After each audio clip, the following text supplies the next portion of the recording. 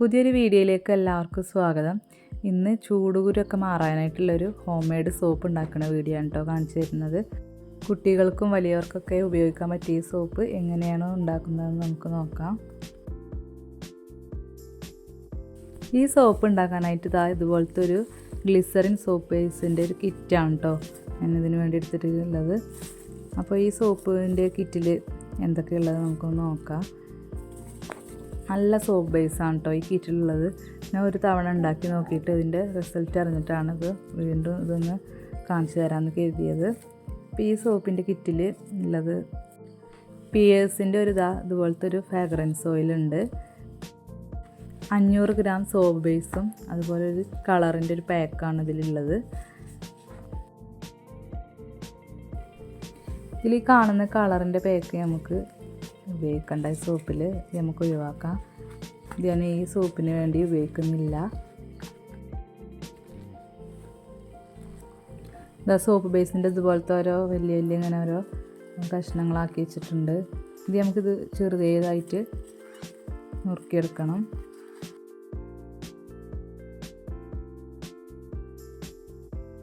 Soap base പെട്ടെന്ന് മെൽറ്റാവാൻ വേണ്ടിയാണ് ഇതിങ്ങനെ ചെറുതാക്കി നുറുക്കിയെടുക്കുന്നത്.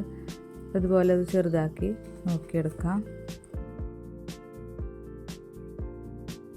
സോപ്പ് ഉണ്ടാക്കിയെടുക്കുമ്പോൾ അതിന് നമ്മൾ ഫുഡിനൊന്നും ഉപയോഗിക്കാത്ത പാത്രങ്ങളാണ് കേട്ടോ നമ്മൾ ഈ സോപ്പ് ബേസൊക്കെ ഒന്ന് ഉരുക്കിയെടുക്കാൻ വേണ്ടി എടുക്കേണ്ടത്. നമ്മൾ ഉപയോഗിക്കാത്ത പാത്രങ്ങൾ നോക്കിയാണ്ട് ഇതിന് വേണ്ടി എടുക്കുക. 1 ടേബിൾ സ്പൂണ് തേങ്ങാപ്പാലും 1 ടേബിൾ സ്പൂൺ ചെറുപയർ പൊടി ആണ് ഇതിലേക്ക് വേണ്ടത്. പിന്നെ ഇതിലേക്ക് വേണ്ടത് ഇതുപോലത്തെ ഒരു കറ്റാർവാഴൻ്റെ ലീഫും വേണം.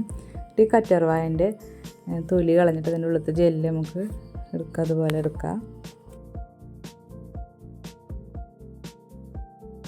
ഈ ജെല്ല് നമുക്ക് നന്നായിട്ടൊന്ന് കഴുകിയെടുക്കണം. കഴുകിയതിന് ശേഷം മിക്സിൻ്റെ ജാറിലിട്ടത് നന്നായിട്ടൊന്ന് അടിച്ചെടുക്കുക കേട്ടോ. ഇത് അടിച്ചെടുത്തപ്പോൾ അതുപോലെ നല്ല ജ്യൂസായി കിട്ടിയിട്ടുണ്ട്. ഇനി ഇത് നന്നായിട്ടൊന്ന് അരിച്ചെടുക്കുക. വെള്ളമൊന്നും ചേർക്കാതെ പിഴിഞ്ഞെടുത്ത 1 ടേബിൾ സ്പൂൺ തേങ്ങാപ്പാലാണിത്. ഇതിലേക്ക് നമ്മൾ അരിച്ചു വെച്ച കറ്റാർവാഴൻ്റെ ജ്യൂസ് ചേർത്ത് കൊടുക്കാം. 2.5 ടേബിൾ സ്പൂൺ കറ്റാർവാഴൻ്റെ ജ്യൂസ് ഉണ്ടത് ഇതിലേക്ക് ചേർത്ത് കൊടുക്കാം. പിന്നെ ഇതിലേക്ക് ചേർത്ത് കൊടുക്കേണ്ടത് നമ്മൾ നേരത്തെ എടുത്ത് വെച്ച ചെറുപയർ പൊടി, 1 ടേബിൾ സ്പൂൺ ചെറുപയർ പൊടി ഇതിലേക്ക് ചേർത്ത് കൊടുക്കാം. എല്ലാം കൂടെ നന്നായിട്ടൊന്ന് കട്ടൊന്നുമില്ലാതെ നന്നായിട്ടൊന്ന് മിക്സാക്കി എടുക്കുക. പിന്നെ ഇതിലേക്ക് ചേർത്ത് കൊടുക്കേണ്ടത് 1 ടീസ്പൂണ് ഗ്ലിസറിനാണ്. ഇത് വെജിറ്റബിൾ ഗ്ലിസറിനാണ്. ഇത് നമുക്ക് ഇതിലേക്ക് ചേർത്ത് കൊടുക്കാം.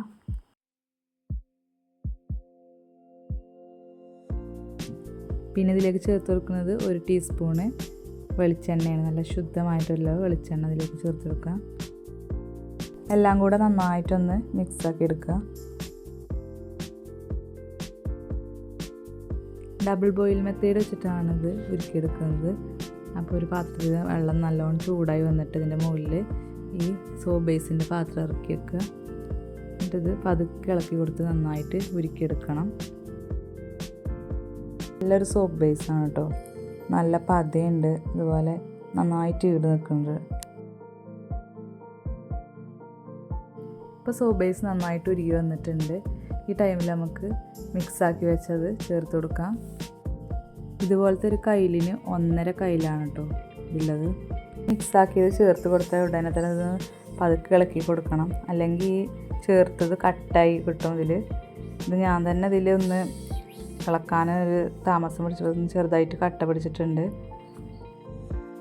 ഈ ബേസിലേക്ക് ഈ മിക്സ് ചേർത്ത് കൊടുത്തപ്പോൾ അതിൻ്റെ കളറൊന്ന് മാറിയിട്ടുണ്ട് കേട്ടോ. ഇങ്ങനത്തെ ഒരു കളറായിട്ടുണ്ട് സോപ്പ് ബേസ്.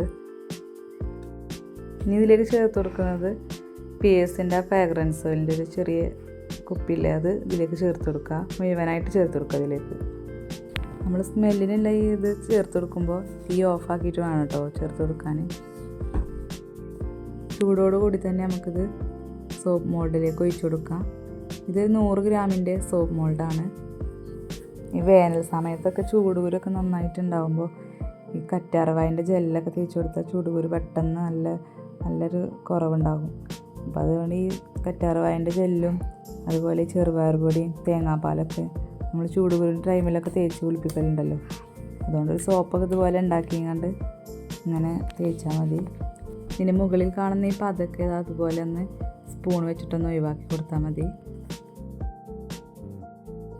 ഈ 500 ഗ്രാം സോപ്പ് ബേസ് വെച്ചിട്ട് 100 ഗ്രാമിൻ്റെ 5 സോപ്പ് ഉണ്ടാക്കിയെടുക്കാം. 2-3 മണിക്കൂർ ഇത് ഉണങ്ങാനായിട്ട് വെക്കുക. ഇതിപ്പോൾ ഒരു 3 മണിക്കൂറായപ്പോൾ നന്നായിട്ട് ഇത് സെറ്റായി വന്നിട്ടുണ്ട്. നമുക്കിന്ന് മോൾഡിൽ നിന്ന് ഇത് എടുക്കാം.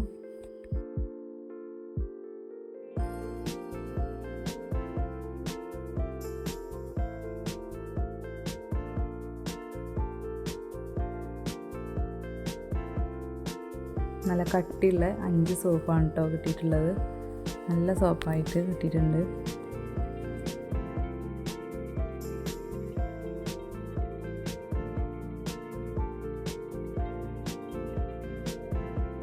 സോപ്പ് മോൾഡിൽ നിന്ന് എടുത്ത ഉടനെ തന്നെ അതുപോലെ സോപ്പ് കവർ ചെയ്ത് വെക്കണം, നല്ലതാണ്.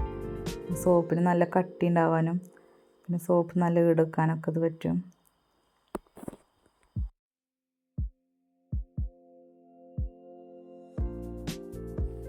നല്ല പദം കേട്ടോ ഈ സോപ്പിന്, പെട്ടെന്ന് അലിഞ്ഞു പോകുന്നില്ല. അപ്പോൾ ഈ വീഡിയോ കണ്ടതുപോലെ ഒന്ന് ഉണ്ടാക്കി നോക്കണം. ഈ വീഡിയോ ഇഷ്ടപ്പെട്ടാൽ ലൈക്ക് ചെയ്യാനും ഷെയർ ചെയ്യാനും സബ്സ്ക്രൈബ് ചെയ്യാനും മറക്കരുത്.